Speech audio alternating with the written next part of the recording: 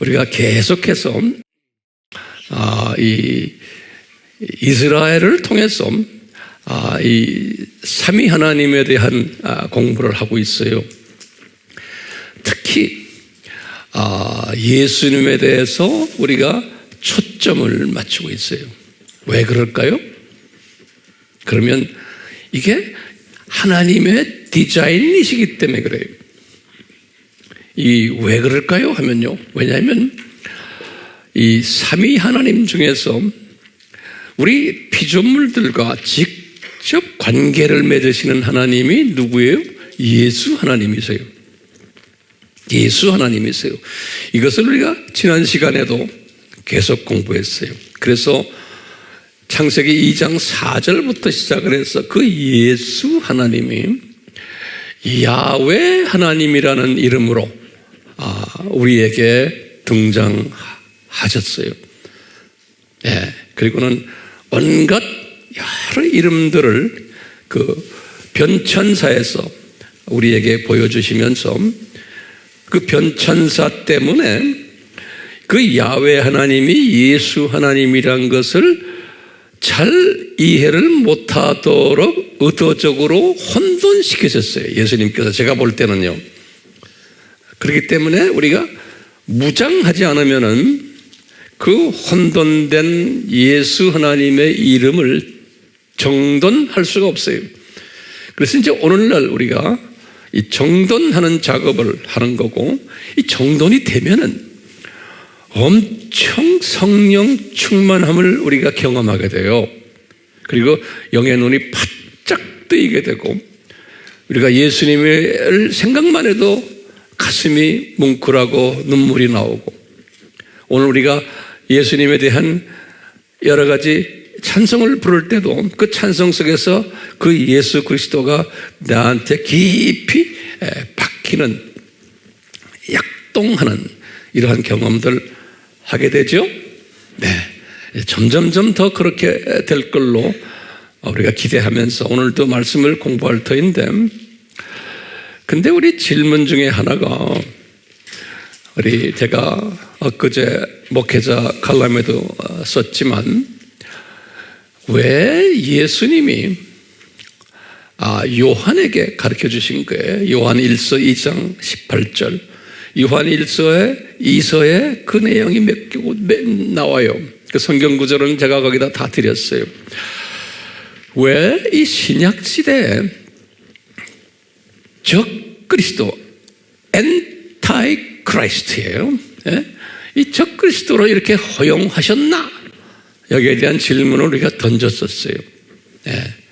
이 말은 다른 말로 표현하면은 신약 시대에 가짜 그리스도들이 많이 배출될 것을, 그런데 이것은 철저한 하나님의 주권 속에서, 예정 속에서 가짜들을 풀어놓으시는 거예요.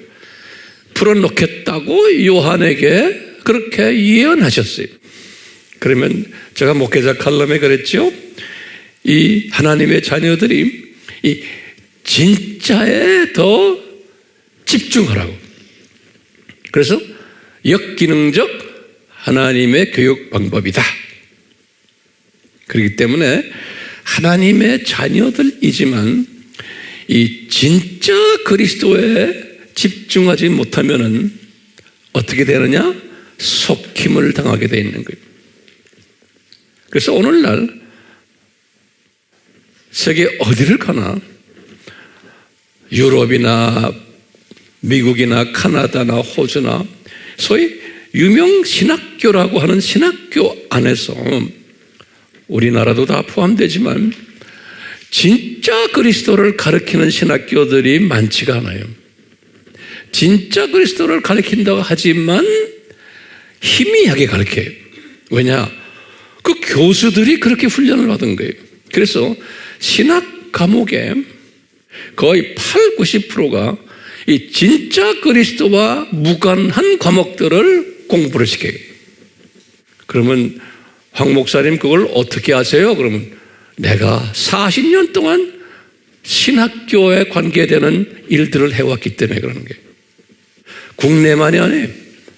모든 이 나라 저 나라에서 신학교를 직접 제가 운영도 해오고 있고 또 선진국 신학교에서 학문도 공부하고 또 가르치는 교수 생활도 하고 했기 때문에 이것을 뼈저리게 제가 느끼는 거예요.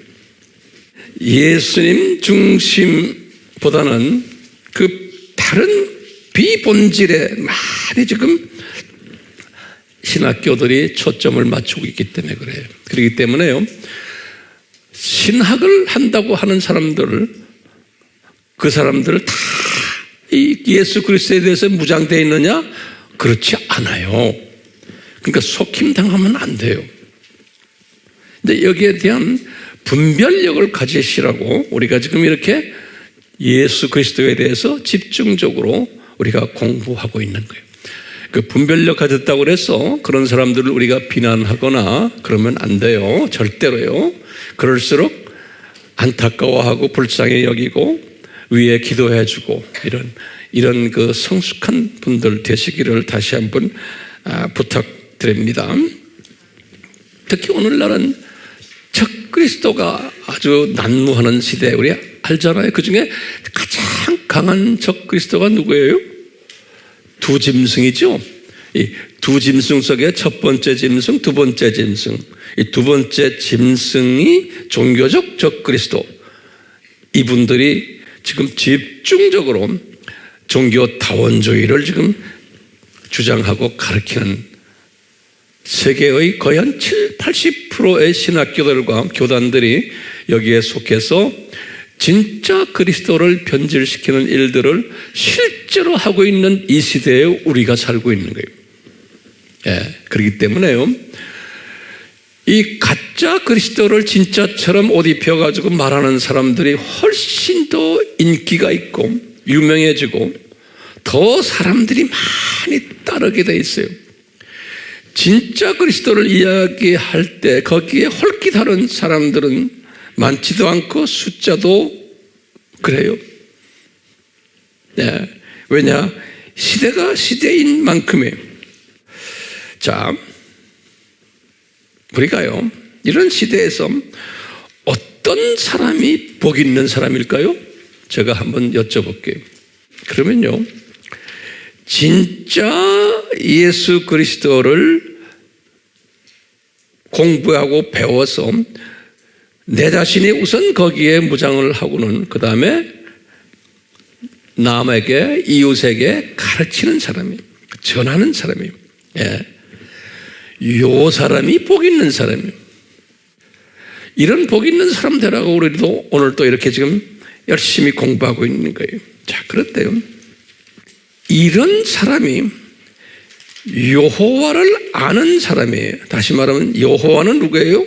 야훼, 예수 그리스도, 그 다음에 제2위 되시는 하나님이에요. 이 여호와를 아는 사람이, 이것을 아는 사람이 어떻게 나타나냐면 창조 목적에 따라서 여호와를 경외하는 사람으로 발전이 돼요. 그러니까 우리가 지적으로 이 여호와가 누군지를 아는 수준에서 업그레이드 돼가지고 여호와를 경외하는 사람이 돼야 돼요. 그러니까 경외란 것은 거룩한 두려움이에요.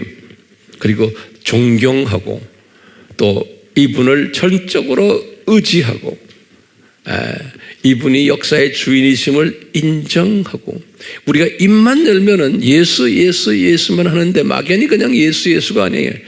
구체적으로 이분이 옆에 계셔서 항상 나와 동거하시고, 그렇기 때문에 내가 생각도 조심하고 말도 조심하고 항상 이분의 임재를 항상 나와 느끼면서 사는 사람이에요. 예. 이 여호와를 경외하는 fear of the Lord, fear라는 말 썼어요. 경외하는 사람이, 여호와를 경외하려면은 그냥 경외하는 게 아니고 어떻게 해야지 경외심이 나와요? 제가 한번 여쭤볼게요. 그러면 성서에서 뭐라고 그랬어요?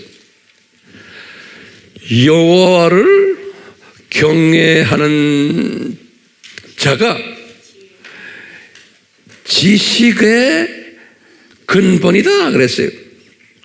다시 말하면 근본이라는 말, 그죠? 영어로는 in the beginning of the knowledge 그랬어요. 네.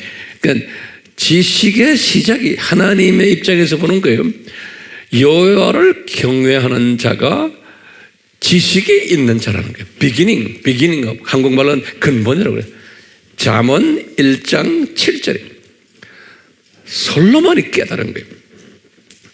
잠언 1장 7절에.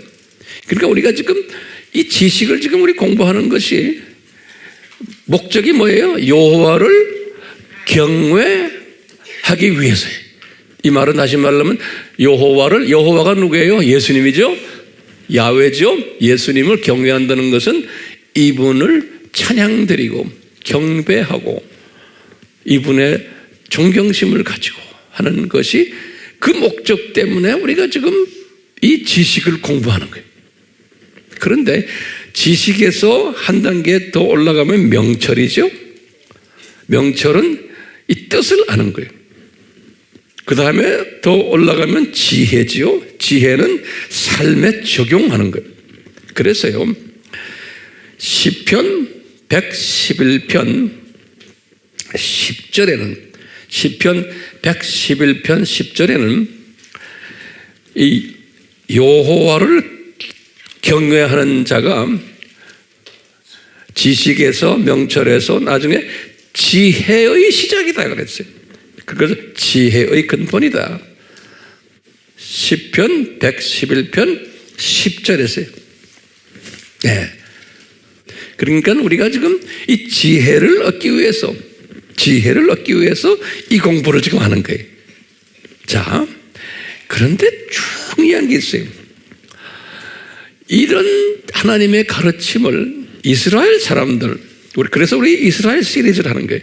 이스라엘 사람들의 역사 속에서 우리에게 가르쳐 주는 거예요. 이스라엘 사람이라는 건 하나님의 자녀들이에요.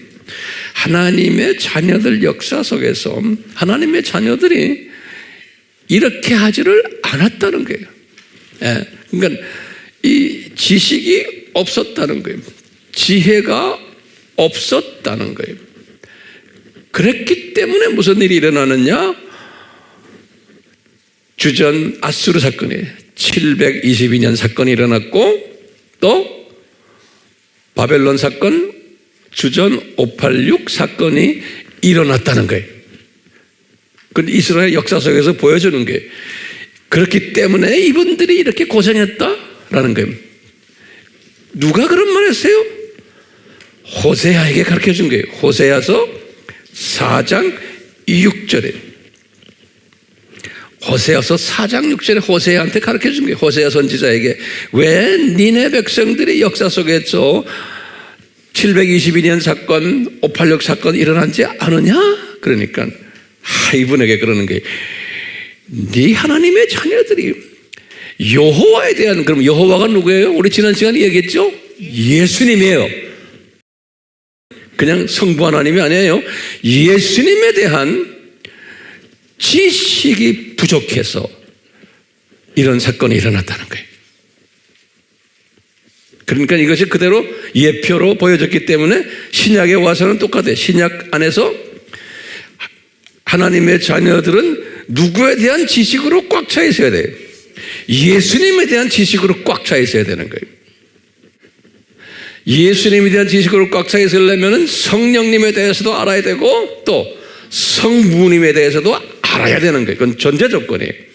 그렇기 때문에 예수님에 대한 지식을 알게 하기 위해서 신약에서는 뭘 만들어냈어요? 가짜 예수님을, 가짜 그리스도를 막 퍼뜨리는 거예요. 신약에 와서는요. 그래가지고 하나님의 자녀들 이 훈련 받으라고. 그러니까 호세아한테 그러는 거예요. 호세아야, 말해라. 내 자녀들에게 너희들이 이 여호와에 대한, 예수님에 대한 지식이 없는데 이 지식이 얼마나 중요하지 않느냐? 번제보다 낫다 그러는 거예요. 호세아서 6장 6절에 다시 말하면 예배를 드리는 거예요. 이스라엘 사람들이 제사 드리는 거예요. 아무리 예배 드려야 소용없단다. 뭐가 더 중요하냐? 형식적인 예배 드리는 것은 그리스도에 대한, 야훼에 대한, 여호와에 대한 지식이 없이 번제 드리는 것은 의미가 없단다요. 그러니까 무엇이 가장 중요하다는 거예요? 예? 여호와를 아는 지식 기본이에요. 그렇게 되면 무슨 생각? 여호와를 경외하는 마음이 드는 거예요. 그러니까 창조 목적에 여호와를 내가 존경하고 영광 드리는 마음이 조금씩 들어오는 거예요. 그러기 해서 한 단계 더 올라가면 명철, 여호와에 대한 명철, 그 다음에 여호와에 대한 지혜까지 이렇게 쭉 들어오는 거예요. 그렇기 때문에 오늘 제가 이 본문 말씀을 시편 106편 48절 말씀을 말씀했어요. 여기 이제 106편 여기에요. 시편 106편 48절에 보면 여호와를 송축하라. 하나님의 자녀들아 그래서 송축하라. 이 송축이란 말을 썼죠. 근데 이제 우리나라 성경에도 송축이란 단어도 쓰고 여기에도 또 찬양하라 그랬어요. 이 송축이란 단어가 이 히브리 말로는 바락이란 단어예요. 바락. 이 바락이란 단어인데 이 바락이란 단어가 딱 사전을 들여다보면 프레이즈라고, 프레이즈 또는 우리 영어 하는 사람 adoration 그래요.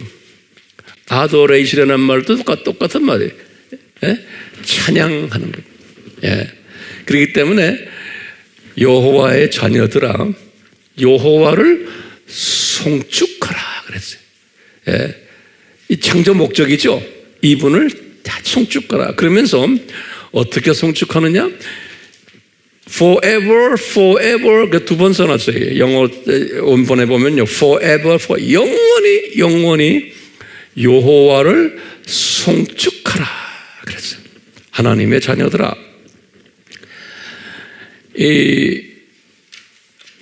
어떻게 송축해요? 우리가 이제 이 세상 끝나서 저 세상으로 올라가자마자 첫날부터 우리가 짐을 다 풀고는 여호와를 예수님을 송축하는 일을 계속 할 거예요.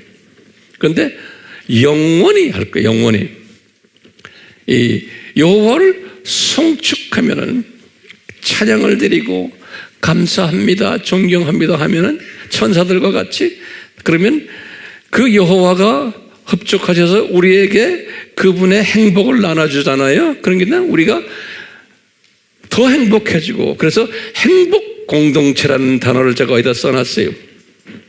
그런 공부 우리 많이 했잖아요. 자, 그렇기 때문에 우리가 송축하면 송축을 할수록 이분이 우리들에게 더 우리를 사랑해주고 복을 내리시고 그러는 거예요. 그러려면 우리가 뭘 해야 되냐면 지금 우리가 이 세상에 살면서 그 여호와를 우리가 알아야 돼요. 그래서 히브리 말로는 야다라고 해요. 야다. 예. 야다라는 말은 그 사전에 보면은 부부간에 결혼해서 서로가 아는 것, 그것을 야다라는 표현을 써요. 똑같이 헬라 말로는 기노스코, 우리 다 아는 단어들이에요. 유명한 단어들. 이것은 다 그냥 아는 게 아니고 피부로 느끼면서 아주 가까이 지내는 것. 다시 말하면 예수 그리스도에 대해서 우리가 전인적으로 알아야 돼요. 전인적이란 말은 이분의 성품도 알아야 되고 이분의 지정의, 이분의 지식과 이분의 마음과 이분의 감정과 이분의 의지와 이 전인적으로 이분의 모든 부분을 우리가 예수님에 대해서 알아야 돼요. 예. 그것도 지적으로만 알기 시작했다가 명철 수준에서 지혜 수준까지 알아. 그 연습을 지금 우리가 하고 있잖아요. 예. 이렇게 알면은 그 예수님과 나와의 신랑 신부 관계가 되는 거예요. 그러니까 신부가 되려면, 다시 말하면 들림받는 크리스찬이 되려면은 누구에 대해서 이 신랑 예수님에 대해서 아주 알아야 되는 거예요. 야다, 기노스코예요. 예. 그래서 우리가 지금 이 공부를 하잖아요. 예. 오늘은 제가 제한된 시간에 이 예수님에 대해서, 예수님의 특성에 대해서 평소에 여러분들이 다 들어왔던 것들이지만 한번 제가 이렇게 정돈을 좀 해드리려고 그래요. 정돈이 되면은 큰 도움이 돼요. 네. 그래서 9가지의 예수님의 다양한 특성들이 있어요. 9가지 특성들. 그 특성들을 제가 다 우리들이 기독교인들은 되게 알아요. 다 알지만 제가 한번 정돈을 시켜드리면 큰 도움을 또 받게 돼요. 그래서 우리는 항상요, 예수님에 대해서 이야기하기 전에 항상 성부 하나님이 누구신가, 또 성령 하나님이 누구신가, 요거 같이 우리 이야기해야 되잖아요. 근데 신기하게도 우리에게 주신 이 성경 말씀에 보면은 성부 하나님에 대한 호칭은 아주 적어요. 예. 왜 그럴까요? 성부 하나님은 우리가 볼 수 있어요, 없어요? 볼 수 없는 분이에요. 성부 하나님은. 그래서 성부 하나님은 우리와 직접 연관되신 분이 아니세요. 꼭 누구를 통해서 연관돼요? 예수 아들 하나님을 통해서 연관되어 있어요. 우리와요. 그렇기 때문에 우리는 예수 하나님에 대해서 잘 알아야 돼요. 이 말은 예수 하나님을 알게 되면 아버지 성부 하나님도 따라서 알게 되게 돼 있는 거예요. 예, 그게 하나님의 디자인이에요. 예. 왜 그렇습니까? 하고 황 목사님 그럼 나한테 물어보면 나도 대답 못해요. 그게 하나님의 디자인이. 예. 그러면 딱 보시면 성부 하나님은 성경에는 이렇게 아주 짧게 지적을 해놨어요. 성부 하나님을. 우리가 성부 하나님의 이름이 엘로힘이, 그렇죠? 그럼 엘로힘 하면은 성부 하나님도 되고, 그 다음에 성자 하나님도 되고, 또 성령 하나님도 돼요. 그러니까 하나님 할 때, 그렇기 때문에 우리가요, 예수님을 부를 때도 하나님 하고 부르지만 될 수 있으면 하나님이라고 부르는 것보다는 구체적으로 여기에서 나오는 예수님의 이름을 불러주시는 게 훨씬 더 좋은 거예요. 더 구체적으로 되는 거예요. 그런데 하나님 그러면 우리 이런 걸 다 아는 사람, 어느 하나님을 지금 말씀하시는 거요? 그러면 내 말 잘 들으세요. 적어놓으세요. 하나님 하면은 그 안에 여러 가지 뜻이 숨겨져 있어요. 그냥 일반적으로요. 성부 하나님도 되고, 성자 하나님도 되고, 또 누구예요? 성령 하나님도 되는데, 타 종교에서도 하나님 그래요. God 해요. 그러니까요, 특히 이슬람 사람들도 God 그래요. 타 종교에서도요. 또 힌두교 안에도 그 신들을 다 God 그래요. 그렇기 때문에요, 하나님 하면 우리는 이런 거에 훈련된 사람들의 입장에서는 답답한 거예요. 더 이것을 그냥 막연하게 하나님 이제라고 부르지 말고 이제는 하나님 아버지 그러셔야 돼. 오케이? 그럼 그 다음에 여호와 하나님 여호와 이렇게 말해야 되는 거예요. 제가 강조합니다. 예. 그러니까 하나님 아버지 그러면 더욱 영어로 말하면 more specific한 거예요. 더 자세히 구체적으로 하는 거예요. 예. 여러분들이 저를 부를 때 목사님 하면 여기 지금 목사님도 여러 명 있어요. 그럼 어느 목사님 이야기하는지 어떻게 알아요? 근데 황 목사님 그럼 여기 황 씨가 몇 명 또 있을까? 안 돼. 황용현 목사님 그래야지만 내가 나 안에 나 구체화 돼야 되는 거예요. 그렇기 때문에 지금 제가 이렇게 칠판에다 적어서 구체화시키는 연습하는 거예요. 그러니까 성부 하나님은 여기 보면 그냥 창세기 1장 1절에 엘로힘 이렇게 거기에 계신 성부 하나님이에요. 또는 요한복음 1장 1절에 말씀이 계시니 말씀이 하나님과 함께 계셨다. 그럴 때 그 하나님이 아버지와 성령님과 함께 계셨다. 그런 소리나 마찬가지예요. 자, 그런데 요 아버지가 인간하고는 직접 관계를 안 하신다 그랬잖아요. 그래서 여기 보면 요한복음 4장 46절에 뭐라고 써 있어요? 아버지를 본 자가 없다 그랬죠, 예수님이. 그러니까 요한복음 4장 46절에 4장에 내 생각엔 6장 같아. 요거 내가 잘못 쓴 것 같아. 6장 46절. 그러면서요, 요 아버지가 목소리를 한번 낸 때가 있었어요. 여기 지금 세례 요한이 예수님을 세례를 주실 때, 그때 아버지 목소리가 들려왔죠. 이는 내 사랑하는 아들이다. 이때 말씀하신 게 있어요. 네. 여기 또 변화산 사건이 이는 내 사랑하는 아들이다. 이렇게 아버지가 말씀하신 때가 있었어요. 근데 아버지를 보지는 못했어요. 예. 세례 요한도 보지 못하고 여기 지금 세 분들도 변화산에 올라간 세 분들도 아버지를 못 봤어요. 목소리는 들었어요. 그 다음에 예수님께서 6장 37절에 항상 하시는 말씀이 있어요. 예수님께서 아버지가 보낸 자들을 내가 구원하러 왔다 이런 말씀하세요. 아버지란 단어를 쓰셨어요. 구체적으로 성경에 또 몇 군데 있지만 대표적인 아버지에 관한 이야기들이 아버지에 관한. 그러니까 우리가 보면 아버지는 내가 직접 볼 수 있다 없다? 없는 거예요. 간접적으로 목소리도 특수한 사람들에게만 들려왔지. 예. 여기 누구한테 들려왔죠? 세례 요한에게. 여긴 지금 요 세 분에게. 자, 그 다음에 성령님의 이름도요, 성경에는 그렇게 적어도 한 10가지 가까이 되는데 제가 좀 정리를 해봤어요.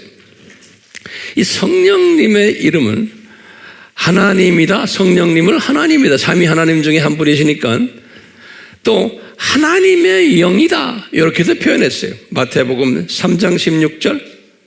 요때 여기 마태복음 3장 16절은 그거죠. 아까 제가 말한 성령 세례를 예수님이 요단강에서 세례 받으실 때 하나님의 영이 이렇게 하나님의 영이라고 그랬어요.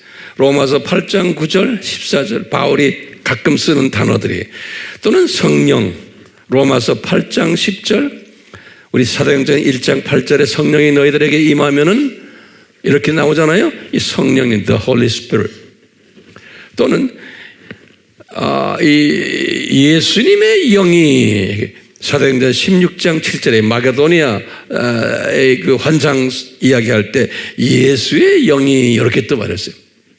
예. 또는 그리스도의 영이 다 여기 지금 바울이 사용하는 단어들이 로마서 8장 9절 베드로도 말했어요. 베드로전서 1장 11절 그리스도의 영이 그 다음에 아버지의 영이 또 바울이 그랬어요. 로마서 8장 11절 또는 바울이 똑같이 말했어요. 아들의 영이 갈라디아서 4장 6절에 또는 이사야에게는 여호와의 영이 그랬어요. 이사야서 42장 1절에 이렇게 보면은 성령님이 적어도 한 10가지의 내용으로 여기 보면 8가지죠. 이렇게 표현이 되는 거예요. 어떤 때는 아버지의 영, 어떤 때는 아들의 영, 그냥 또 성령 이렇게 정돈됐어요? 예. 자, 이제 성서에서는 이 아버지와 성령에 관한 이야기는 그들의 이름들은 이렇게 짧아요. 별로 많지가 않아요. 이렇게 딱 그래서 이렇게만 정돈하시면 돼요. 그런데요, 나머지 성경에는 엄청난 많은 예수님의 이름들이 있어요. 예수님에 대해서는 온갖 이름들이 다 성경에 이렇게 쫙 이렇게 정리되어 있어요. 그만큼 예수님이 중요하기 때문에 그러는 거예요. 예수님이 우리와 직접 직접 관계되는 분이고 예수님이 어떤 때는 이렇게 말씀했죠. 내가 너희들 친구다 라기까지. 그러니까 우리는 누구에 대해서 철저하게 알아야 돼요? 예수님에 대해서 철저하게 알아야 되는 거예요. 그래서 이분을 내가 경외하는 사람까지 가야 되는 거예요. 그러려면 지식을 쌓아야 되고 명철을 쌓아야 되고 지혜를 쌓지 않으면 예수에 대해서 예수님을 경외하는 마음이 생기지를 않는 거예요. 그럼 영적으로 진짜 경외하는 사람까지 정말 하이 레벨로 경외하는 사람이 되면 그 예수님의 신부가 되는 거예요. 그러니까 예수님의 신부 들림받는다는 것이 그렇게 쉬운 게 아니에요. 소수의 하나님의 자녀들 중에 정말 예수님을 경외하는 사람. 그러려면은 황 목사님 어떻게 해야 돼요? 이건 은혜가 임해야 되지만 은혜 플러스 그 다음에 나의 자유의지를 주님이 사용하셔가지고 예수님에 대해서 철저하게 배고파하는 배우고 싶어하는 사람들로 이끄심을 받는 사람들이에요. 이게 아무나가 안 해. 자, 그런 의미에서 우리가 한번요 간단하게, 제가 이게 복잡하게 써놨지만 제가 간단하게 설명해 드릴 거예요. 이거 이제 우리가 항상 기억하셔야 돼요. 저는 이것을 이렇게 정돈하면서 제가 예수님을 섬기고 있어요. 내가 정돈된 것을 우리 다 이렇게 같이 나누는 거예요. 온전하진 않지만 제가 깨달은 것을 여러분들에게 나누는 거예요. 그래서 나눔을 받으시길 바라요. 성령님이 여러분들에게 이러한 감동 주시고 지식과 명철과 지혜를 주시기를 바라는 마음으로 제가 여기다 이렇게 정돈을 한번 해봤어요. 자, 첫째, 예수님의 다양한 특성들이 있어요. 우리가 그동안에 많이 공부했지만 우리 원로를 하나하나 정돈하면서 다 이걸 메모라이즈 해야 돼. 오케이? 메모라이즈를 하지 않으면은 까먹어요. 메모라이즈 하는 가장 좋은 방법이 뭐라고 우리가 계속 우리가 배웠죠? 가르치는 거예요. 내가 입을 열고서 가르치는 거예요. 입을 열고서 가르칠 때 내 목소리가, 내 소리가 내 귀로 들어올 때 이게 메모리가 돼. 그 전문가들의 말에 의하면은, 그렇기 때문에 저도 마찬가지. 이렇게 말로 하잖아요. 그럼 내 목소리가 내 귀로 들어오잖아요, 다시. 이럴 때 나도 메모리가 되는 거예요. 그러니까 내 혼자가 있으면 안 되는 거예요. 남에게 말을 해야 되는 거예요. 그럴 때 성령님이 역사를 하시는 거예요. 여기 보면 첫 번째 예수님의 특성이 뭐냐면 예수님은 삼위 하나님 중 제2위 되시는 분. 또 우리 다 아는 소리야. 제2위 되시는 분이에요. 그런데 이것을 어떻게 설명하느냐? 지금 이거 굉장히 중요한 부분이에요. 우리가 기독론에서 우리 아바에서 공부를 했는데 다시 간단히 정리를 해요. 중요한 개념이기 때문이에요. 아버지가 말하기를 이 젊은이는 내 아들이다 그러는 거예요. 그럴 때 대문자 휴이오스, 우리 공부했죠? 요거 다시 정리하세요. 아하, 그럼 대문자 휴이오스는 무슨 소리라고 그랬어요? 우리 아바 공부할 때 기독론에서 the same이란 소리예요. 내 밑에가 아니고 나와 same 레벨의 분이다, 그런 뜻이 아들이라는 뜻이에요. 휴이오스. 그래서 대문자 H를 쓴 거예요. 마태복음 3장 17절, 여기 좀 변화산 사건, 아까 요거 세례받는 사건 때 그러는 거예요. 그러니까 이분들이 유대인들이죠. 세례 요한도 또 예수님의 제자들도 휴이오스, 캐피탈 레터를 썼기 때문에 이분들도 어느 정도 아신 거예요. 성령님이 캐피탈 레터다라고 그분들에게 가르쳐 준 거랑 마찬가지. 그 어떤 분은 그때 글도 쓰지 않았는데 어떻게 캐피탈 레터인지 아닙니까? 나중에 성령님이 마태를 통해서 쓰게 할 때 캐피탈 레터를 딱 써놓은 거예요. 성령님께서. 또 요한복음 5장 18절 예수님이 그런 게 유대인들아, 자기 제자들 보고 그러는 거예요. 성부 하나님이 나와 이퀄이다 그런, 동등하다는 거예요. 그러니까 놀랄 노자죠. 성경에 어디에 나와요? 요한복음 5장 18절에. 그것을 헬라말로 뭐냐? 이소스 그랬어요. 여러분들 헬라 말까지 같이 외우세요. 네. 휴이오스, 그 다음에 이소스. 발음 한번 해보세요. 이소스. 이소스란 말은 영어로는 equal with. 그분과 나와 equal이다. I am equal with Father. 그런 거예요. 그 다음에 예수님이 또 말씀하셨어요. 예수님이 내가 아버지와 하나다 그럴 때, 이때도 보면 하나란 단어를 캐피탈 레터 hen 그랬어요. H. 요한복음 10장 30절에 보면 정확하게 캐피탈 레터 H를 썼어요. 이 말은 뭐냐면 이퀄 레벨이다. 그런 소리는 동등하다, 동위다, 모든 게 같다는 소리예요. 아버지와 아들이. 그렇기 때문에 바울에게 그랬죠. 예수님은 하나님의 본체이시다 그랬어요. 이 기가 막힌 말이지. 여기 지금 빌립보서 2장 6절에 예수님을 닮아라 그러면서 성령님이 바울에게 그런 게, 그 예수는 아버지 하나님과 또는 성령 하나님과 본체이시다. 그분의 본체이시다. 이 본체란 말을, 그러니까 우리가 원어를 그래서 보는 게 모르페이. 그래서 모르페이. 이 모르페라는 말은 뭐냐면 여기 본질이 같다는 거예요. 본질이 같다는 거예요. 네. 그러니까 지금 30살 잡수신 그 인간 예수가 우리 유대인들이 섬기는 성부 하나님과 본질이 같으신 분이라는 거예요. 네. 그렇기 때문에 우리가 여기다 내가 우리 잘 아는 독생자라는 단어를 쓴 거예요. 우리 독생자가 뭐라고 그랬어요? 원어로 모노게네스.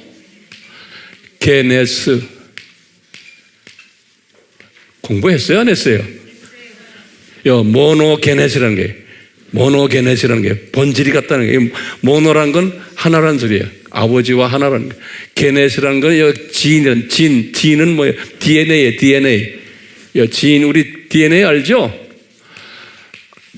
예수님이 독생자라는 것은 하나밖에 없는 아들, 그런 소리가 아니에요. 원어는 모노게네스예요. 그러니까 DNA가 같다는 거예요. 다시 말하면 본질이 같다는 거예요. 누구와 같아요? 아버지와 성령님과 예수님이 본질이 같다는 거예요. 모르페. 독생자는 요한복음 1장 18절에 보면 독생자라는 말이 나옵니다.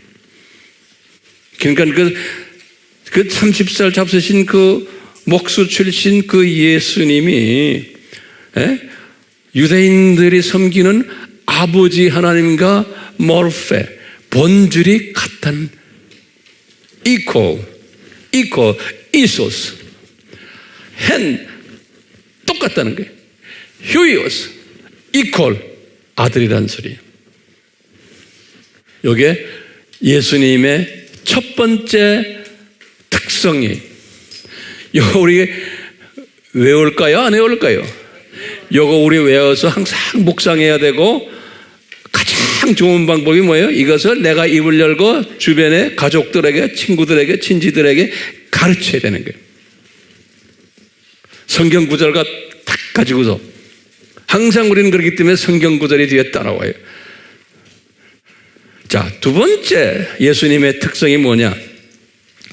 이 삼위 하나님이 가지고 있는 속성을 다 공유하고 계신 분이, 100% 인간이신 젊은 예수 그리스도가 성부 하나님과 성령 하나님이 가지고 있는 모든 속성을 다 공유하고 계신 거예요. 이 공유라는 개념이에요.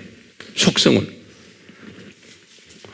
제가 그 여자의 후손 책에도 항상 써놨지만요, 존재적으로 같은 속성을 가지고 있는 거예요. 이 예수 그리스도가 100% 인간 되신 예수 그리스도가 삼위 하나님이시고 자존하시고 영원하시고 불변하신 삼위 하나님의 그 속성 그대로 가지고 있는 거예요. 이 인간 예수가 사역적으로도 이분은 창조자시고 전지자시고 전능자시고 무소부재하신 분이, 삼위 하나님과 똑같은 속성을 공유하신 분이, 성품적으로도 사랑이시고 자비로우시고 은혜로우시고 공의로우시고, 그러니까 요 세 부분 다 삼위 하나님과 공유하신 인간 예수 하나님, 여호와 하나님, 이것을 우리가 항상 묵상해야 되는 거예요.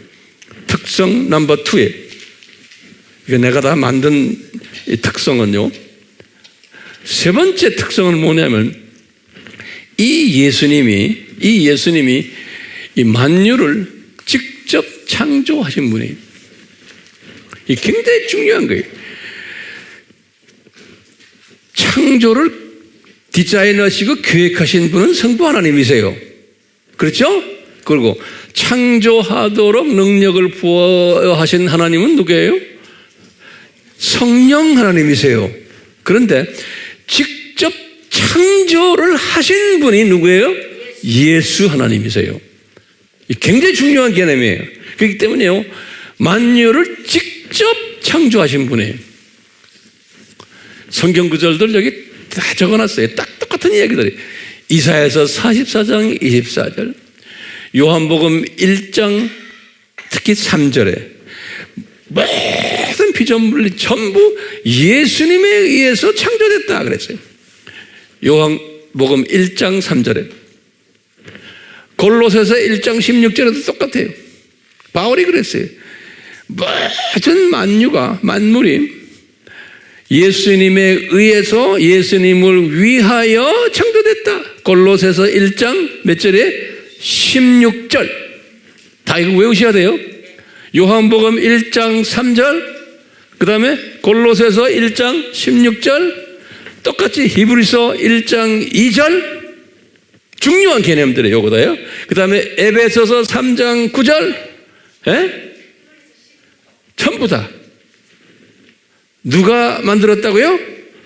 직접 만든 분은 예수 하나님이라는 거예요. 오케이? 예. 그렇기 때문에 예수님이 창조의 근본 되신다는 거예요.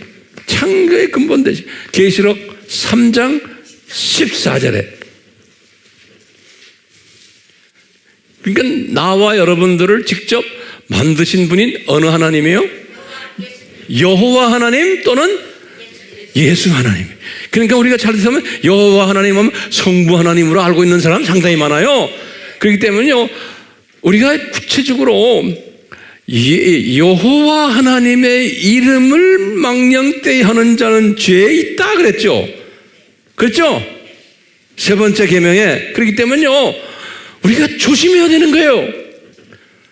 이 예수님과 성부 하나님과 자꾸 이렇게 혼돈하면 안 되는 거예요. 그러면 그냥 웬만해서 그냥 이렇게 봐주시겠지만 그분들의 입장에서 보면 마음이 불편한 거예요. 훈련이 안 된 내 자녀들이 모두.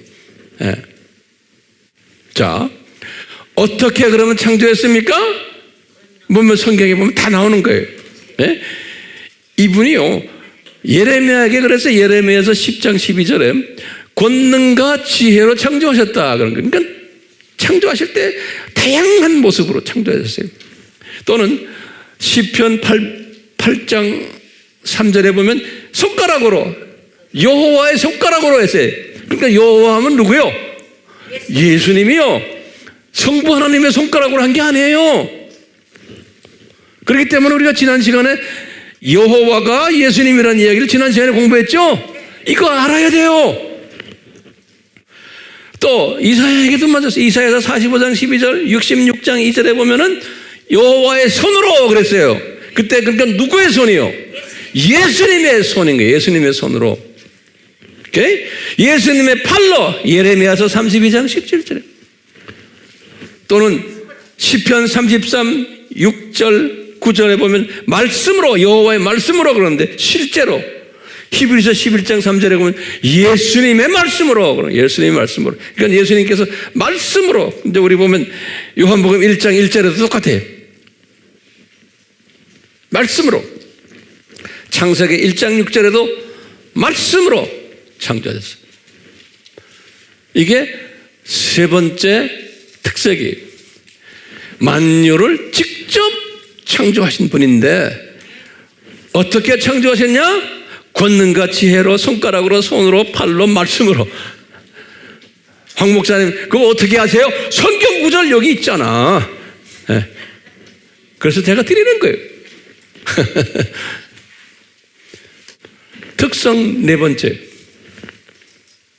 만유를 직접 통치하고 관리하시는 분이에요. 이분이 짓기만 한 게 아니에요. 직접에 직접. 그러니까요, 모든 우주 만물, 나와 여러분들 포함해서 심지어는 개미, 아메바까지, 지금 이 코비드 19의 모든 이 박테리아들까지 누구의 장중에 있어요? 예수님의 장중에서 예수님이 관리하시는 분임을 우리가 철저히 알아야 돼요. 예. 이것을 아는 사람은 우리가 이렇게 지금 이 코비드니 이런 걸 볼 때 우리 보는 시각이 달라지는 거예요. 예. 예수님이 직접 하신 말씀이에요.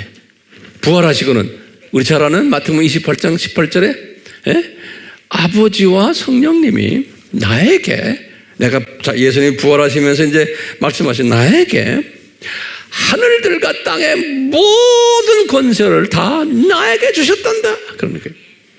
네. 그러니까 나와 여러분들의 생사 화복도 누구의 장중에 있어요? 예수님의 장중에 있다는 것을. 그렇기 때문에 우리가 항상 주님과 대화할 때도 예수님, 저와 내 사랑하는 자녀들과 나의 모든 생사화복, 내 자녀들의 생사화복 예수님의 장중에 있습니다. 항상 고백하는 거예요. 예? 그럴 때 여호와의 장중에 있습니다. 그래도 그 뜻을 알죠. 그런데 아버지의 장중에 있습니다. 그러면 아버지가 얘야, 내 장중이 아니야. 그거는 내가 그 모든 권한을 누구한테 줬어? 아들 예수께 줬잖아. 이래는 거예요. 그러니까 아버지 장중에 있습니다. 그러면 안 되는 거예요.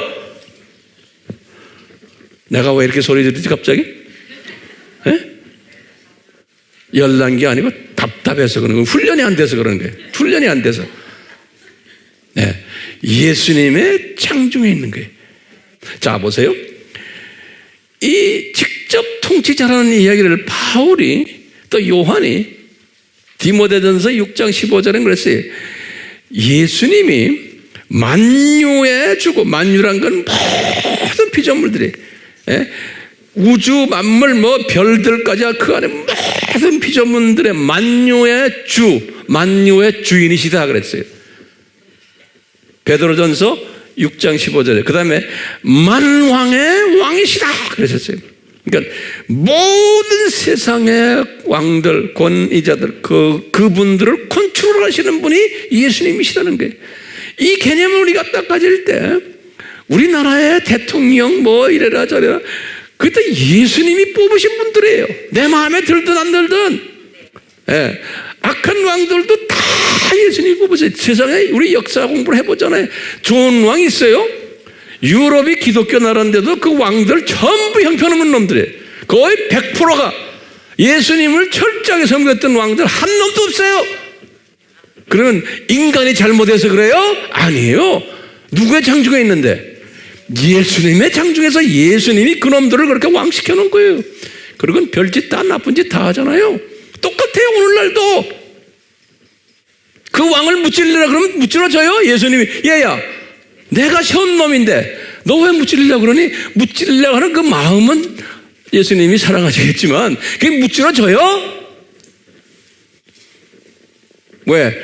이 기독론이 약하면 그렇게 하는 거예요. 기독론이 약하면 이 부분이 예수님이 통치자라는 걸. 그렇기 때문에 이 알메니안주의자들의 문제가 뭐냐면 내가 노력을 해가지고 이 왕들도 뽑아내야 되고 내가 해야 된다는, 내가 인간 책임이라는 거예요. 그러니까 아닌 거예요. 예수님의 책임인, 예수님이 하신 것을 인간의 의지를 통해서 조정은 좀 할 수 있지만 근본적인 조정은 안 되는 거예요. 네. 그러니까 칼빈주의가 알메니안주의하고 관계에서 두 개 다 공존하는데 칼빈주의가 큰 그릇이고 그 밑에 바퀴가 돌아가는 게 알메니안주의라고 제가 수천 번 이야기했죠. 그렇기 때문에 계시록 17장 14절 19장 66절은 아주 정확하게 말했어요. 예수 그리스도가 왕 중의 왕이고 만유의 주인이라고. 예. 생사화복도 주관하시는 분이고 모세에게 말했어요. 신명기 30장 15절 19절에 역사의 주인이세요. 역사의 주관자세요. 이사야서 44장 6절, 계시록 1장 8, 이게 뭐냐? 알파와 오메가. 알파와 오메가라는 것은 역사의 주인이 되시는 거예요. 인간 역사를 시작하셨고, 다시 말하면 아담 타락에서부터 지금 6,000년 이 세상, 앞으로 7,000년 이것을 주관하시는 교장 선생님이 누구예요? 예수님이시라는 거예요. 이거 우리가 인정해야 되고 항상 고백해야 돼요. 그래서 창조 목적 학교 교장이시라는 거예요. 예수님이. 그렇기 때문에 우리는 항상 걸어가나 잠자나 이 사상으로 꽉 차 있어야 되는 거예요. 예수님은 나의 생사화복을 주관하시며 내 사랑하는 우리 가족들의 생사화복도 예수님의 장중에 계시며, 그러면 그런 말을 자꾸 하면 예수님이 기분 좋으시겠어요? 안 좋으시겠어요? 좋아하시죠. 네가 나를 인정하는구나, 나를 경외하는구나. 그러니까 항상 그렇게 내가 감기 들어서 저 몸이 아파도 예수님의 장중에 제가 있죠. 예수님, 제가 이 감기 들어서 고생 좀 하게끔 주님이 원하시죠? 왜? 그래야 다른 사람이 아픈 것을 내가 경험하게 되거든요. 그러면 내가 그 사람을 내가 위로해 줄 수가 있어요. 그렇기 때문에 내가 무슨 문제가 있고 어려움을 당하고 할 때 이거 없애주세요, 없애주세요 그러겠지만 좀 더 조금 참새 시각까지만 올라가도 아하, 내가 이렇게 아파야 하지만 아픈 사람을 내가 위로해 줄 수 있고 그 사람의 그릇 속에 내가 신발 속에 들어갈 수가 있는 거예요. 그걸 알아라고 하시는군요. 그걸 깊이 깨닫게 되면 주님이 나중에 다 아픈 거 금방 열을 다 내리게 하세요. 똑같아요. 우리 이 코비 걸려서 하는 것도요. 아픔을 경험해야지만 주변에 이런 아픔을 당하는 사람을 내가 위에 기도도 해주고 위로해 줄 수가 있어요. 모든 게 잘 풀리면 그런 마음이 들질 않죠. 자, 5번째 보세요. 5번째. 이 예수님은 우리 공부한 창세전 신비를 직접 수행하신 분이에요. 이 창세전 하나님의 신비가 뭐예요? 창세전 하나님의 신비가 창세전에 예수님이 십자가에서 못 박혀 죽으실 것을, 그게 하나님의 신비라고 그랬죠. 이것이 성경 구절 여기 다 나오죠. 여기 제가 다 이렇게 부르지 않아도 알잖아요. 창세전의 십자가 사건을 다 계획하시고는, 삼위 하나님이 계획하시고는 실제로 이 세상에 내려와서 이것을 실제로 행하신 분이 예수 하나님이신 거예요. 그래가지고 이분이 아담 타락 후에 여자의 후손으로 오실 것을 사탄에게 딱 말씀하신 거예요. 실제로 3장 15절에. 그래가지고 아담 타락부터 노아까지 1000년 동안 10명의 후손들을 쫙 놔줬는데, 아담부터 시작해서 노아까지 그 이름들을 줬는데 그 10 이름 속에 뭐가 들어가 있어요? 예수님이 십자가에서 죽으셨다가 살아나셔서 우리에게 생명을 주실 것을 이름 속에 쫙 주신 거예요. 그 10명의 이름 속에. 그러니까 역사의 주인 되시는 우리 예수님, 한 사람 한 사람 이름까지도 순서대로 다 누구에 관한 이야기, 예수님의 십자가 사건을, 창세전 이 하나님의 신비 사건을 다 디자인하신 거예요. 이게 보이세요? 뿐만 아니라 우리 지난 시간에 공부했죠? 창세기 15장 13절에서 21절. 여호와 하나님이 아브라함에게 나타나서 네 후손이 장차 400년 동안 이방 나라에 가가지고 노예 생활하다가 나올 것이다 하는 저주의 언약이죠. 아브라함은 몰랐어요. 나중에 요셉도 몰랐어요. 모세는 약간 알았을까? 그런데 예수님은 뭘 가르쳐 주려고 이걸 디자인했어요? 창세전 하나님의 신비를 이스라엘 사람들이 역사 속에서 한번 역사 무대 속에서 보여주기 위해서, 현장에서 시각적으로 보여주기 위해서 이것을 디자인하신 거예요. 그래서 뭘 보여줬어요? 유월절 어린 양의 예수 그리스도라는 것을 암시시켜주기 위해서 이걸 보여주신 거예요. 그러니까 창세전 하나님의 신비를 물리적으로 보여주신 거예요. 그리고는 이제 이분들이 나와가지고 광야에 있을 때 모세가 이제 주님 나라에 가기 직전에 기가 막힌 말씀했죠. 이 예수 그리스도가 저주를 받을 것인데 십자가에서 저주를 받을 거라는 거예요. 왜? 이 십자가는 저주받는 사람만 달려서 죽는 곳이라는 거예요. 기억나세요? 모세는 그 뜻도 몰랐어요. 그렇게 가르쳐준 거예요. 그리고는 딱 500년 후에 실제로 다윗에게 보여주신 거예요. 시편 22편 1편에 실제로 예수님이 십자가에서 저주받는 모습을 엘리 엘리 라마 사막다니를 쫙 보여주신 거예요. 다윗에게. 다윗이 그게 무슨 뜻인지도 모르고 그냥 본 거예요. 그러다가 이사야에게, 이사야에서 53장 우리 잘 알죠?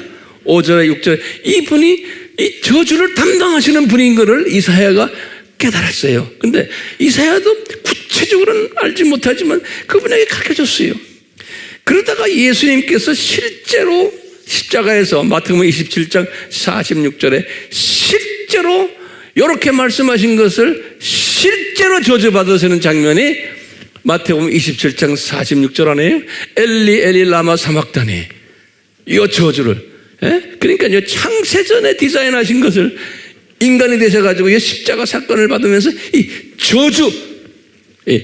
저주 받는 것을 대속의 주님 되실 것을 다 그런 거예요. 그래서 바울은 그것을 예수님이 화목제물이라 로마서 3장 25절에 말씀하신 거예요. 그러니까 이 모든 이야기가 지금 누구 이야기예요? 예수님의 이야기, 예수님의. 그리고서 이제 신약 시대에 들어와서 예수님께서 이 여섯 번째가 굉장히 중요해요. 신약 시대에 들어와서 예수님께서 이 신약 시대에 예수 그리스도가 누구라는 것을 하나님의 자녀들에게 이 상황화로 해가지고 최소한 15개의 이름으로 예수님이 하나님의 자녀들에게 가르쳐 주셨어요. 그 이름을 제가 칠판에 공간이 없어서 여러분들은 불러줄 테니까 하나하나 적으세요. 예수님이 지금까지는 자기의 이름을 이렇게 멋있게 이렇게 다 우리에게 주셨지만 신약 시대에 들어와 가지고는 예수님이 우리에게 현장 교육을 통해서 눈높이 교육을 시키기 위해서 우리 신약 시대의 기독교인들이 소화할 수 있도록 예수님의 이름을 상황화 시켰어요. 이 상황화라는 뜻은 뭐냐면 현장에서 우리가 쉽게 소화할 수 있도록 그때그때 상황에 맞춰서 예수님의 이름을 거기에 적용시키는 거예요. 그래서 성경에는 제가 이렇게 섭렵해 보니까 한 15가지의 상황과 이름들이 우리에게 주어졌어요. 그래서 하나하나 적어보세요. 첫 번째는 뭐냐면요, 인자라 그랬어요. 요한복음 3장 13절에 인자란 말은 뭐냐면 영어로는 the son of man 그랬어요. the son of man. 근데 그 뜻은 3장 13절에 그래서 하늘에서 내려온 자 그런 뜻이에요. 요 30살 먹은 예수님 청년 남자 예수님이 하늘에서 내려온 자라 그런 의미에서 인자라 그랬어요. 두 번째는 요한복음 1장 9절에 그 예수님이 참 빛이다. true light. 가짜 라이트이 많은데 이분은 진짜 라이트이다. 세 번째로는 요한복음 1장 29절에 이분이 하나님의 어린 양이다. 여기 유대인들은 소화하기 쉬운 거예요. 네 번째는 이분은 이런 말을 해요. 내가 예루살렘 성전이다 그러시는 거예요. 요한복음 2장 21절에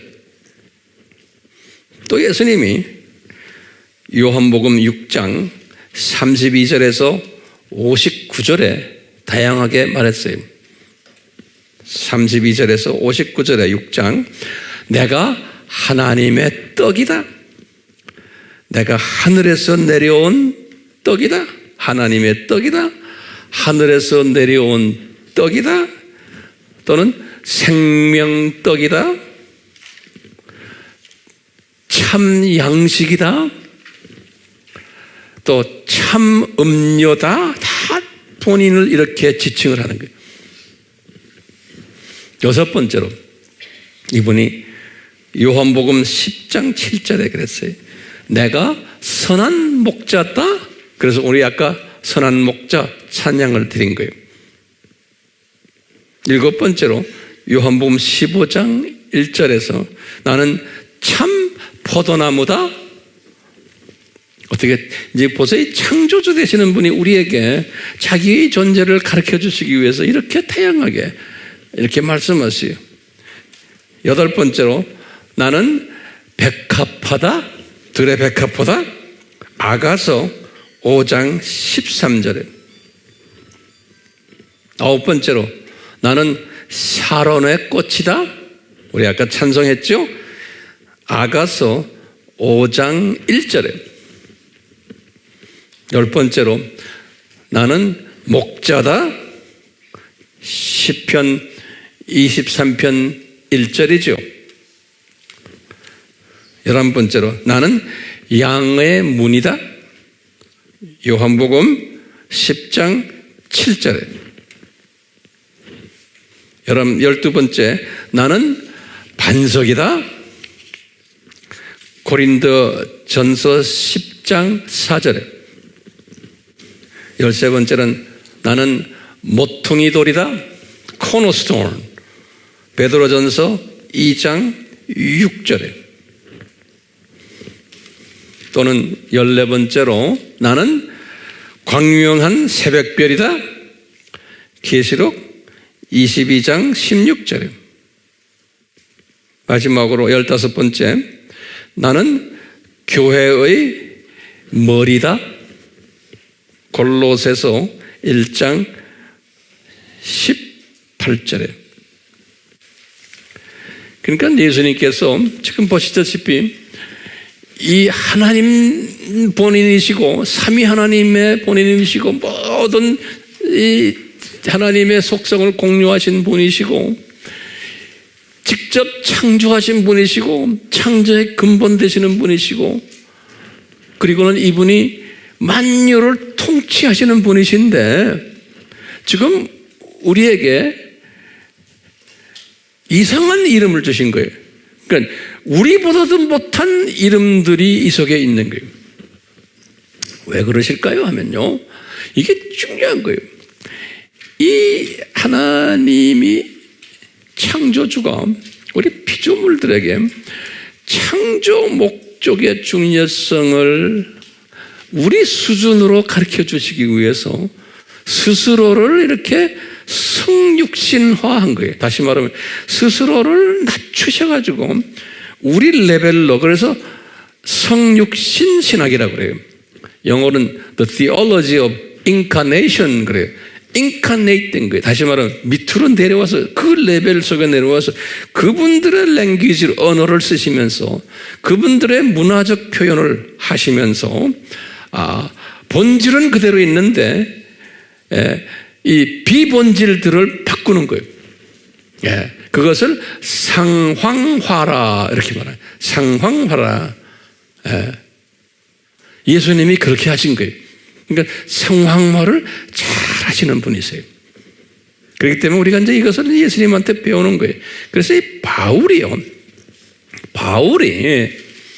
이제 지금부터 잘 들으세요. 제가 이제 결론이지만 중요한 말씀들이 바울이요. 이 상황화를 참 잘했던 분이에요. 이분이 본래 엘리트 출신 아니에요?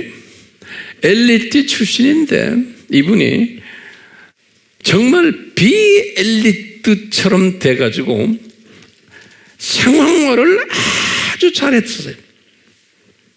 성령님이 그분에게 은혜를 베풀어 줬기 때문에 이 엘리트 사람이 완전히 예수님처럼, 예수님도 엘리트 중에 엘리트 아니에요? 최고 엘리트인데 아주 상황화해가지고 인간의 낮은 레벨로 오셔서 이렇게 하듯이 바울이 그것을 닮아가지고 이분이 상황화를 입은 신학을 보면 철저하게 잘했어요. 근데 그 중에 이제 대표적인 바울의 이야기 중에 하나가 고린도전서 9장이에요.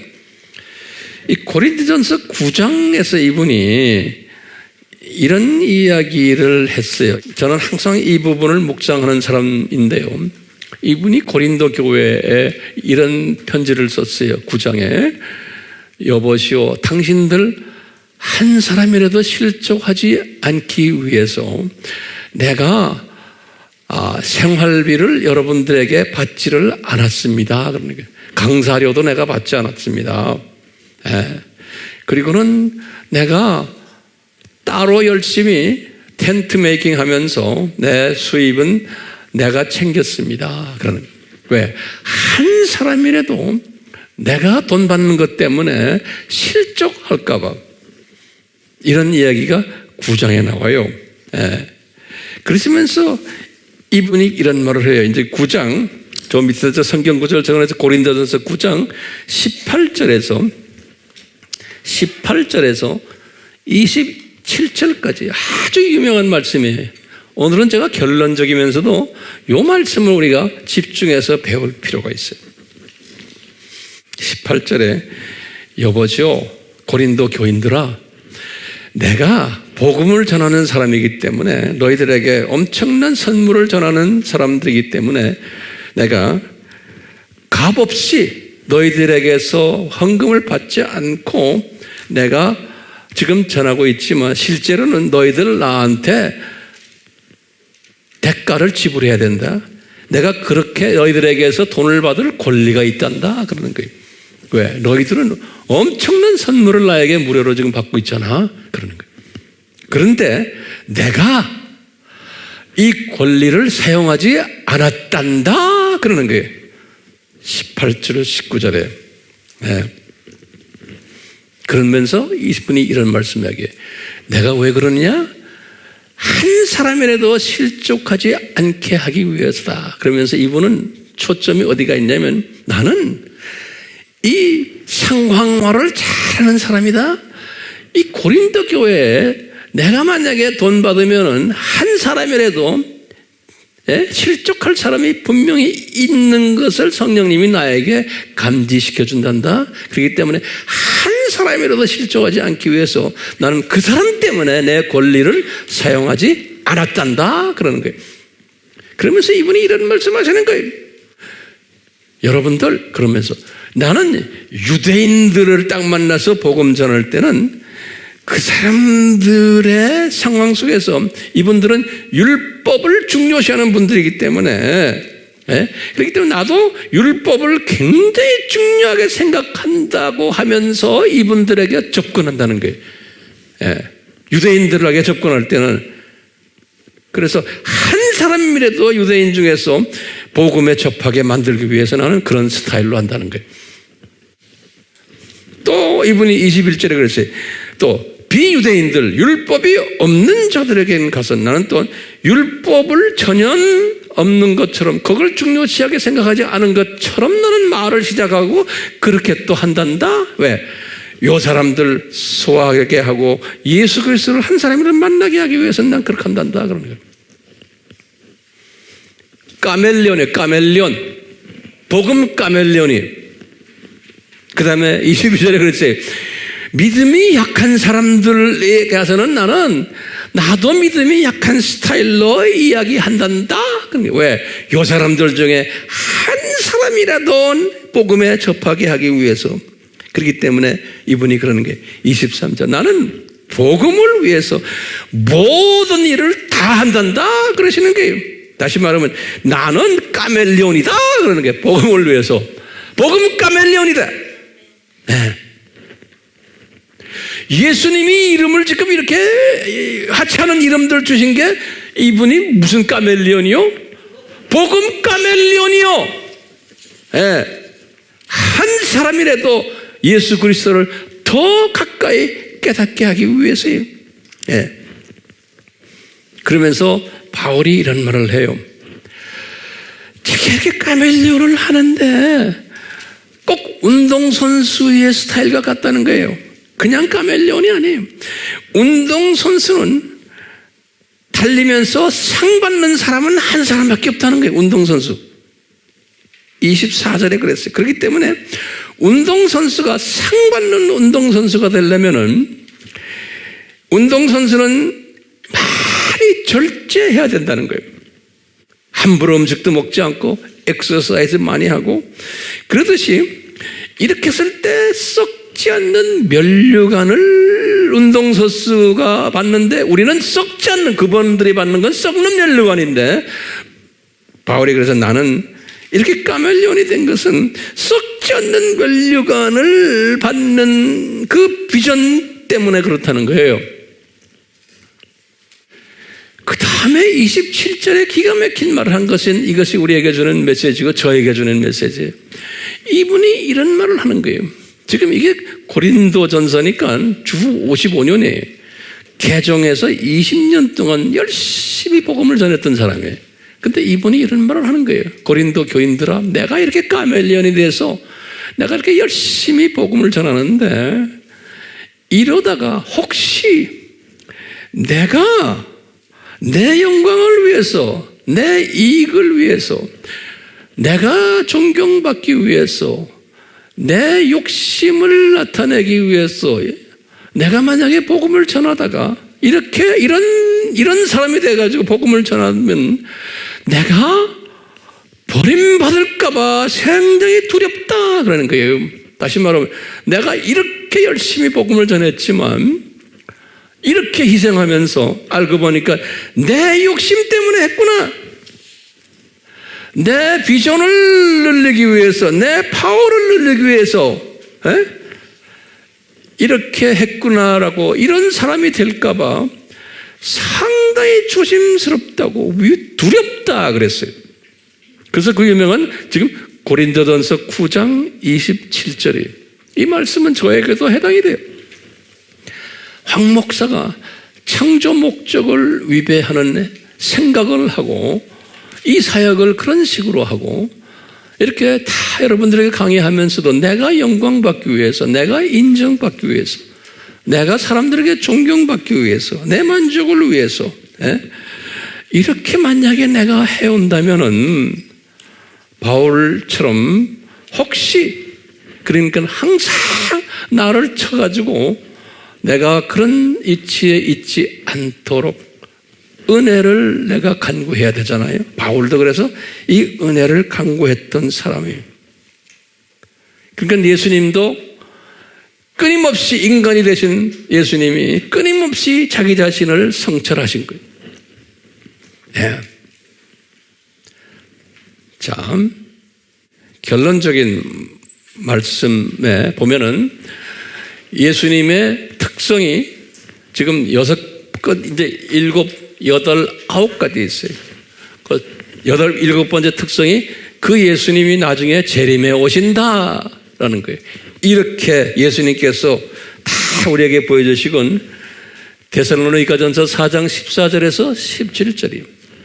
그리고는 이분이 창조 목적 학교가 끝날 때 심판주가 되신다. 계시록 20장 11절에서 12절이에요. 그리고는 이 예수님이 저 세상에 새하늘과 새 땅 저 세상에서 영원한 통치자가 되신다. 예수님이 성령님도 아니시고 성부 하나님도 아니시고 이 통치권을 예수 하나님께 주셨는데 우리가 저 세상에 가서도 예수 하나님이 영원한 통치자신 거예요. 계시록 22장 5절에 우리가 지금 누구 지금 공부를 하고 있어요? 예수님 공부하고 있어요. 그러니까요, 우리가 이 예수님을 공부하면서 이 모든 것을 우리가 여호와를 아는 지식, 명철, 지혜로 꽉 차야 되는 거예요. 그래야지만 뭐 할 수 있어요? 하나님을 경외할 수가 있는 거예요. 이 말은 창조 목적에 부합된 존재가 될 수 있는 거예요. 그러니까 예수님 공부를 잘해야 되는 거예요.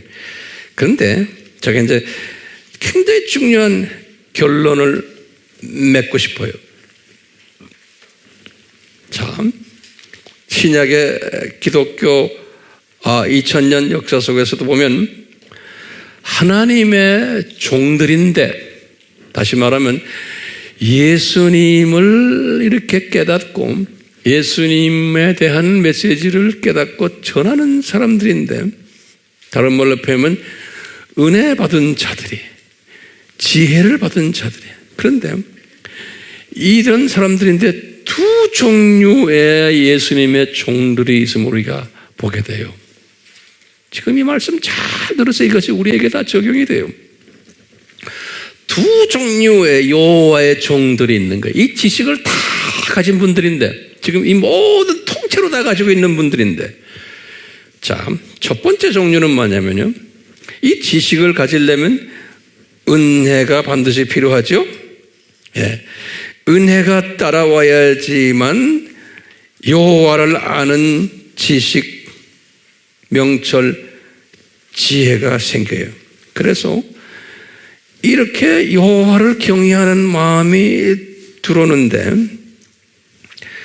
그럴 때마다 점점 더 변질되지 않고 알면 알수록 더 겸손해지는 종이 있어요. 그렇기 때문에 항상 바울처럼 겸손해져 가지고 내가 이렇게 복음을 전할 때마다, 로마 제국을 제자화시키는 일을 할 때마다 이분이 내가 교만해지지 않기 위해서 항상 나를 겸손케 만들고 그렇게 하신다는 거예요. 그렇기 때문에 고린도전서 9장 27절에 내가 두렵다는 거예요. 내가 버림받을까 봐. 예. 그렇기 때문에 나는 내 영광을 내가 추구하지 않는다는 거예요. 그렇기 때문에 내가 내 영광을 추구하지 않기 위해서는, 주님께서는 이분을 어떻게 만드는지 아세요? 우리 피조물들은 조금 유명해지고, 이게 중요한 개념이에요. 하나님의 은혜를 받은 자들이고 이 예수님에 관한 걸 철저하게 다 아는 사람인데도 피조물들은 속성이 조금 유명해지고 그러면은 권력을 가지게 되고 커지고 성공되고 따라서 재물까지 가지게 되면은 이 가시적인 복들이에요. 이 피조물들은 이게 변질되는 사람들이 있어요. 피조물들은 자기도 모르게 변질되는 피조물들이 기독교 역사 속에 엄청 많았어요. 구약에서도 이 대표적인 사람들을 우리 사울을 보여주는 거예요. 사울 왕. 솔로몬도 변질됐다가 나중에 고침받았지만 이게 피조물들이 가지고 있는 약점이에요. 그런데 사울은 변질되고는 거기에 은혜로 회복을 시켜주질 않았어요. 사울은. 그런데 솔로몬은 회복을 받았어요. 그래서 이분이 그 회복을 받은 후에 전도서, 잠언, 아가서 이런 걸 다 기록할 수 있었어요. 그 회개하면서. 그런데요, 두 번째 종류의 사람은 이렇게 은혜를 받아서 모든 걸 다 가지게 되고 하나님을 경외하는 사람으로, 그래서 아주 이제 괜찮은 하나님의 종으로 있는데, 그런 가운데 권력도 가지게 되고 유명해지고 커지고 성공 누리고 재물을 누리면 변질되는 사람이 있어요. 네. 이 변질되면서 교만해지고 욕심 부리고 예수님의 이름을 사용해가지고 영광 누리고, 이 사람이 보통 베이비 크리스찬들은 이런 사람들이 변질된 거를 보지를 못해요. 그런데 아들 수준이나 청년 수준이나 아들 수준이나 아버지 수준의 성숙한 기독교인들은 이분이 변질된 거를 보게 돼요. 분별력을 가지는 거예요. 보게 되는 거예요. 그런데 이렇게 변질돼서 거기에서 회개하면 좋은데 회개 안 하고 그 변질된 사람이 가지고 있는 메시지가, 그분의 라이프 스타일이 이게 진짜 복받은 라이프 스타일로 해서 속힘받는 사람들이 엄청나게 많아지는 거예요. 지금 어느 나라에나 이런 사람들이 다 있어요. 우리나라도 마찬가지. 지금 이 시간에도요. 시작은 잘 됐다가 이런 것들 다 가지게 되면 변질되게 돼 있는 거예요. 그게 은혜를 받은 것 같은데 은혜가 떨어진 사람이에요. 바울이 이것을 깨달았기 때문에 바울도 조심하는 거예요. 바울도. 그렇기 때문에요, 주님이, 우리 인간들은 다 이런 소질이 있기 때문에, 저부터 마찬가지예요. 그렇기 때문에 하나님이 정말 은혜를 베푸신 사람은 이렇게 스스로 권력 가지고 유명해지고 커지고 성공하고 재물 많이 가지지 않도록 예수님께서 막으세요. 숨겨놓으세요. 예수님께서. 그러니까 이것을 분별할 줄 알아야 돼요. 주님이 정말 유혹인하게 쓰는 그릇은 이런 유혹에 빠지지 않도록 주님이 숨겨놓으세요. 그 숨김의 원칙이에요. 그렇기 때문에 바울도 엘리트였지만, 유럽을 복음화시키는 일에 전력을 다했지만 숨겨놓으시고 유명세를 타지 않게 하시고 돈도 많지 않게 하시고 명예도 많지 않게 하시고 그 시대에 미움받는, 예수님 때문에 이런 사람으로 만들어 놓으시는 거예요. 근데 바울이 그것을 알았어요. 바울이. 그렇기 때문에 이분은 고린도 후서 6장 9절에서 10절에 자기 자신을 이렇게 표현한 거예요.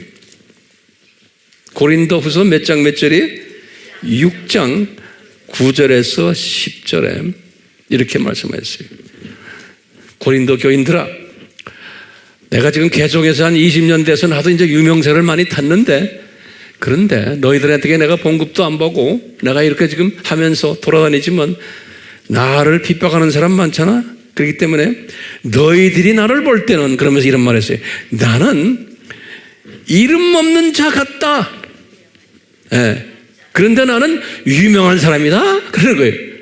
그러니까 물리적으로 볼 땐 나는 이름 없는 사람이다. 그런데 영적으로 보면 나는 전 유럽을 복음화시켜야 되는 유명한 사람이다. 그러는 거예요. 또 이런 거예요. 나는 지금 죽은 자나 마찬가지야. 죽은 자인데 나는 살아있는 사람이다. 그러는 거예요. 너희들이 볼 땐 죽은 자야. 저 엘리트가 저렇게 지금 텐트 메이킹 하면서 우리한테 욕 먹어가면서 복음 전하는 저 엘리트가 죽은 사람 같아. 그런데 나는 살아있는 사람이라는 거예요. 그러면서 얘들아, 내가 슬픈 사람 같지? 근데 나는 상당히 기쁜 사람이야. 그러시는 거예요. 그뿐만 아니라, 여보시오, 내가 가난한 사람처럼 보이지? 가난해. 그렇지만 나는 엄청난 부자란다. 그러시는 거예요. 그렇기 때문에 이것은 무슨 말이냐면, 지금 우리나라에도 이런 숨어서 숨겨놓고 유명세를 타지 않으면서 주어진 주님의 사역을 하는 주님의 종들이 엄청 많아요. 그런 사람들은 인정받지를 못해요. 사람들에게 주님이 인정받게 하도록 하지를 않으세요. 해놓으면 변질될 수 있기 때문에. 그러니까 지금 우리가 사랑하는 우리 바울도 띄워놓으면 바울도 변할 수 있는 그러한 존재이기 때문에 뛰어놓지는 않으시는 거예요. 솔로몬도 뛰어났다가 한바탕 혼연한 것으로. 그런데 주님께서는 다윗 같은 사람은 조금 뛰어났더니 딴짓하니까 혼쭐을 내고는 계속 뛰어났는데 그것 때문에 이분이 변하지 않는 모습을 볼 수가 있어요. 그렇기 때문에 우리가 지금 이 세대를 보면서 아무리 우리가 성경을 잘 가르치고 아무리 유명해지고 큰 교회를 가지고 뭐 메시지 한번 전하면 수만 명, 수십만 명이 들어와서 공부하고 다 좋아요. 그렇지만요, 숨겨놓는 사람이 돼야지. 그리고 꼭 필요한 사람만 메시지를 받도록 하는 것이 주님이 사랑하는 사람들이에요.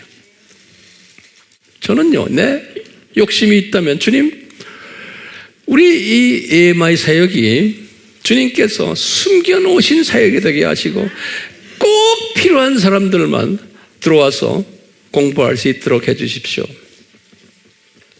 제 삶을 들여다보면 저도 바울은 아니지만 조금만 올려놓으면 뜨기를 좋아하는 기질을 가진 사람이에요. 저도요. 그래서 한때는 세상에 살면서 그런 거를 누리던 사람이에요. 그래서 제가 이렇게 주님의 종이 돼가지고 있을 때마다 가끔 주님이 저를 높이세요. 그래서 제가 한때는 교회 안에서도 조금 높은 위치에 있었어요. 그런데 주님께서 딱 쫓아내세요. 그래서 제가 20년 이상을 선교지를 다니면서 알려지지 않는 숨어있는 목회자로, 선교사로 이렇게 다니다가 조그마한 교회를 하면서 주님이 저를 숨겨 놓으셨어요. 그러니까 이게 주님의 크신 은혜구나. 예.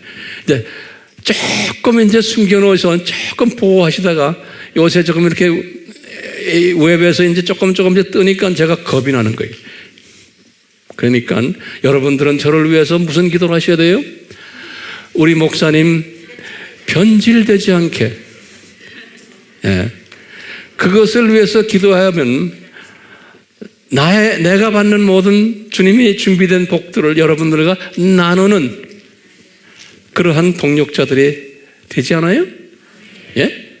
그러니까요, 우리 황 목사님에게 더욱더 지식과 명철과 지혜를 주시되 이분이 변질되지 않도록, 그리고 많은 주님의 사랑하는 숨겨놓은 주님의 자녀들이 우리 메시지 속에 들어와서 같이 공유하면서 예수님의 재림을 같이 나누는, 거기에 같은 동력자가 되는 이런 일들이 일어나도록 기도로 동력해 주시기를 부탁드립니다. 아멘.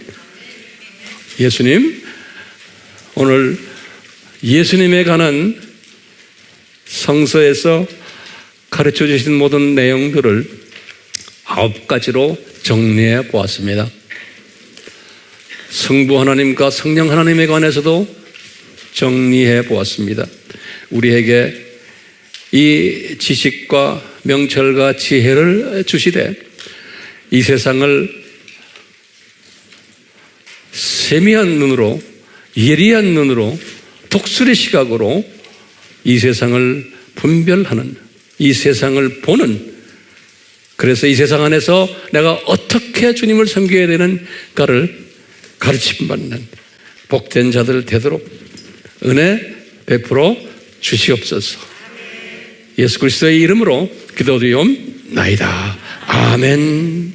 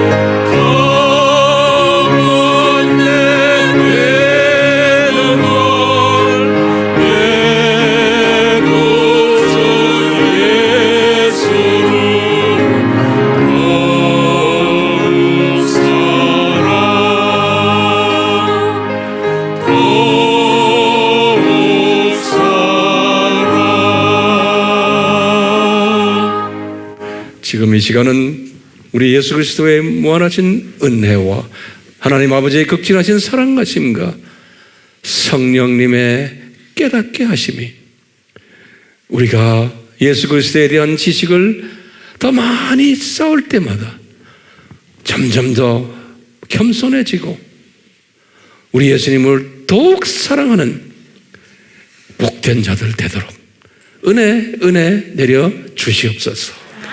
예수님의 이름으로 축원하옵나이다. 아멘.